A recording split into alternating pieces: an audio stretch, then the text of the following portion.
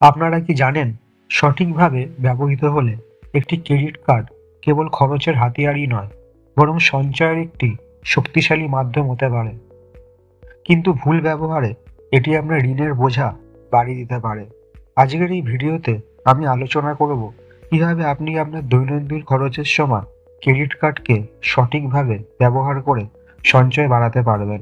আমরা ধাপে ধাপে শিখব ক্যাশব্যাক, রিওয়ার্ড পয়েন্ট, ডিসকাউন্ট এবং আরও অনেক সুবিধা কিভাবে কাজে লাগানো যায়। তাই পুরো ভিডিওটি দেখুন। ১. ক্রেডিট কার্ডের সঠিক ব্যবহার কেন গুরুত্বপূর্ণ? অর্থনৈতিক সচেতনতা। অধিকাংশ মানুষ ক্রেডিট কার্ডকে খরচের হাতিয়ার হিসেবে দেখেন, কিন্তু এটিকে সঞ্চয়ের মাধ্যমেও রূপান্তর করা যায়। যেমন প্রতিটি কেনাকাটায় যদি ক্যাশব্যাক বা রিওয়ার্ড পয়েন্ট ব্যবহার করেন, তাহলে মাসিকভাবে উল্লেখযোগ্য টাকা সঞ্চয় হতে পারে। ব্যক্তিগত ঋণ নিয়ন্ত্রণ। ক্রেডিট কার্ডের ভুল ব্যবহারের কারণে অনেকেই দেনার জালে জড়িয়ে যান, তাই এটি সঠিকভাবে ব্যবহারের জন্য সচেতন হওয়া গুরুত্বপূর্ণ। ২. ক্রেডিট কার্ডের মাধ্যমে সঞ্চয় বৃদ্ধির ৭টি কৌশল। ক্যাশব্যাক অফার ব্যবহার করুন। ক্যাশব্যাক কিভাবে কাজ করে? নির্দিষ্ট ক্যাটাগরিতে কেনাকাটা করলে ক্রেডিট কার্ড কোম্পানিগুলি আপনাকে কেনাকাটার একটি নির্দিষ্ট শতাংশ ফেরত দেয়। যেমন ৫% ক্যাশব্যাক মানে ১,০০০ টাকা খরচ করলে ৫০ টাকা ফেরত পাবেন। বিভিন্ন অনলাইন শপিং প্ল্যাটফর্মে অতিরিক্ত ক্যাশব্যাক পাওয়া যায়। আপনার মাসিক নিত্য প্রয়োজনীয় কেনাকাটার জন্য এমন ক্রেডিট কার্ড ব্যবহার করুন যা বেশি ক্যাশব্যাক দেয়। রিওয়ার্ড পয়েন্ট সংগ্রহ করুন এবং ব্যবহার করুন। রিওয়ার্ড পয়েন্ট কি? প্রতিবার ক্রেডিট কার্ড ব্যবহার করলে পয়েন্ট জমা হয়। এগুলি আপনি পরবর্তীতে গিফট কার্ড, ডিসকাউন্ট বা ট্র্যাভেল প্যাকেজে রূপান্তর করতে পারেন। যেমন প্রতি ১০০ টাকা খরচে ১ পয়েন্ট, ১০,০০০ পয়েন্টে ১,০০০ টাকা ভাউচার। কীভাবে সঞ্চয় করবেন? বড় কেনাকাটা বা ট্র্যাভেল বুকিংয়ে এই পয়েন্ট ব্যবহার করুন। ফ্রি ক্রেডিট পিরিয়ড ব্যবহার করুন। বেশিরভাগ ক্রেডিট কার্ডে একটি ফ্রি ক্রেডিট পিরিয়ড থাকে ৪৫ থেকে ৫০ দিনের। এই সময়ের মধ্যে পুরো বিল পরিশোধ করলে সুদ দিতে হয় না। যেমন ১ জানুয়ারিতে কেনাকাটা করলে ১৫ ফেব্রুয়ারির আগে পুরো টাকা ফেরত দিন। ইএমআই সুবিধা ব্যবহার করুন। বড় কেনাকাটার জন্য ইএমআই সুবিধা নিন। যেমন একটি ৫০,০০০ টাকার টিভি একেবারে কেনার বদলে ৬ মাসের কিস্তিতে নিলে আর্থিক চাপ কমবে। তবে নিশ্চিত করুন যে ইএমআই সুদের হার কম। ফেস্টিভ ডিসকাউন্ট এবং অফার ব্যবহার করুন। উৎসবের সময় ব্যাংক এবং ক্রেডিট কার্ড কোম্পানিগুলি বিশেষ অফার দেয়। যেমন পুজোর সময় ১০% ইনস্ট্যান্ট ডিসকাউন্ট। নির্দিষ্ট ই-কমার্স সাইটে অতিরিক্ত ক্যাশব্যাক। কিভাবে লাভ করবেন? বড় কেনাকাটা এই সময় করুন।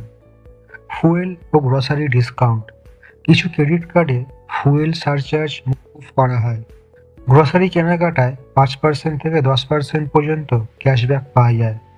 যেমন আপনার মাসিক গ্রসারি বিল যদি ১০,০০০ টাকা হয়, তবে ৫% ক্যাশব্যাকে ৫০০ টাকা সঞ্চয়। সাবস্ক্রিপশন এবং ফ্রি সার্ভিস। কিছু কার্ডে নেটফ্লিক্স, অ্যামাজন প্রাইম বা জোম্যাটো প্রো এর ফ্রি সাবস্ক্রিপশন দেওয়া হয়। আপনি এই সুবিধাগুলি ব্যবহার করে বিনামূল্যে এসব পরিষেবা পেতে পারেন। ৩. ক্রেডিট কার্ড ব্যবহারের সতর্কতাগুলি। ১. অতিরিক্ত খরচ করা থেকে বিরত থাকুন। বেশি ক্রেডিট লিমিট থাকা মানে বেশি খরচ করার অনুমতি নয়। সঞ্চয়ের জন্য প্রয়োজনীয় খরচের বাইরে অর্থ ব্যয় করবেন না। ২. সর্বদা পুরো বিল পরিশোধ করুন। আংশিক পেমেন্ট করলে উচ্চ সুদের বোঝা পড়ে। যেমন যদি ২০,০০০ টাকার বিল থাকে এবং আপনি কেবল ৫,০০০ টাকা দেন, তাহলে বাকি ১৫,০০০ টাকার উপর সুদ আরোপিত হবে। ৩. ক্রেডিট স্কোর নষ্ট করবেন না।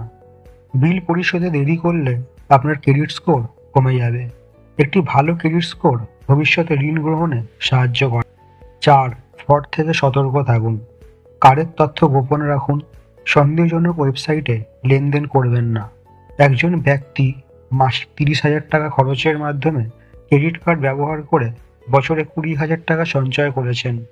তিনি ক্যাশব্যাক, রিওয়ার্ড পয়েন্ট এবং ফ্রি ক্রেডিট পিরিয়ডের সুবিধা নিয়েছেন। সঠিক পরিকল্পনা, দায়িত্বশীল ব্যবহারের মাধ্যমে ক্রেডিট কার্ড একটি অর্থনৈতিক হাতিয়ারে পরিণত হতে পারে। ক্যাশব্যাক, রিওয়ার্ড পয়েন্ট, ডিসকাউন্ট এবং অন্যান্য সুবিধা সঠিকভাবে কাজে লাগালে আপনার মাসিক খরচ অনেকটাই কমবে। তবে ভুল ব্যবহার করলে আর্থিক ক্ষতির সম্ভাবনাও রয়েছে। আজকের ভিডিওতে আমরা জানলাম কিভাবে ক্রেডিট কার্ডকে সঞ্চয়ের হাতিয়ার হিসেবে ব্যবহার করা যায়।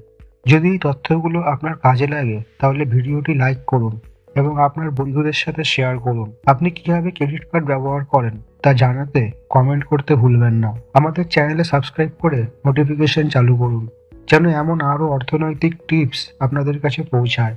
ধন্যবাদ এবং আবার দেখা হবে পরবর্তী ভিডিওতে।